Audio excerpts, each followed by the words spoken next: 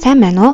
Улсын шалгалт ба анги дэвших шалгалтын дүнг анги удирдсан багш LXB системд оруулахдаа LXB-цэг e-school segment системд өөрийн эрхээр нэвтрэн орж, ECS үндсэндсний улсын шалгалт эцсийг сонгоно.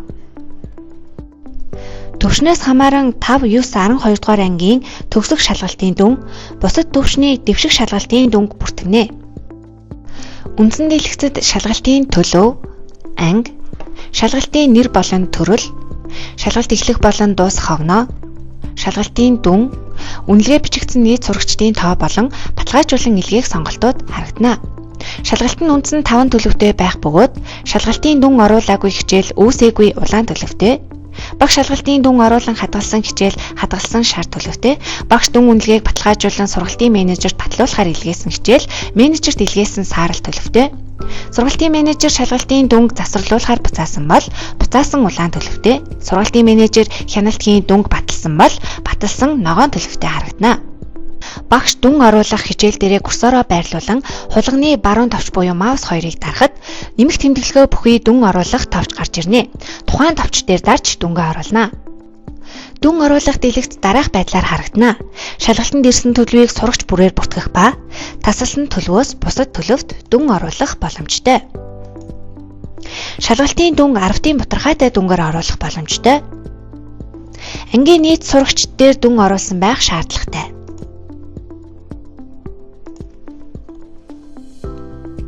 Багш сурагчдын дүнг оруулаад болсон гэж үзсэн үедээ хадгалах товчийг дарах бөгөөд 50-аас доош дүн оруулсан тохиолдолд дараах анхааруулгыг харуулна.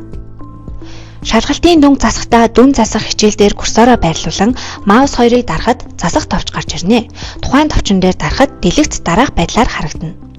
Дүн засах сурагчийн ард байрлах устгах товчийг дарж дүнг устгасны дараа дахин дүн оруулан хадгалах товчийг дарна.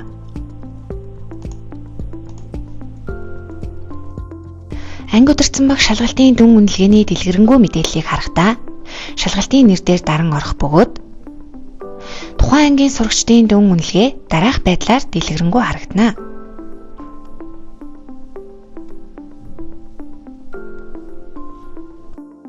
Мөн дэлгэцийн зүүн дээд болон байрлах бүх сурагчийн дүнгийн төлөв хэсэгт даран орсноор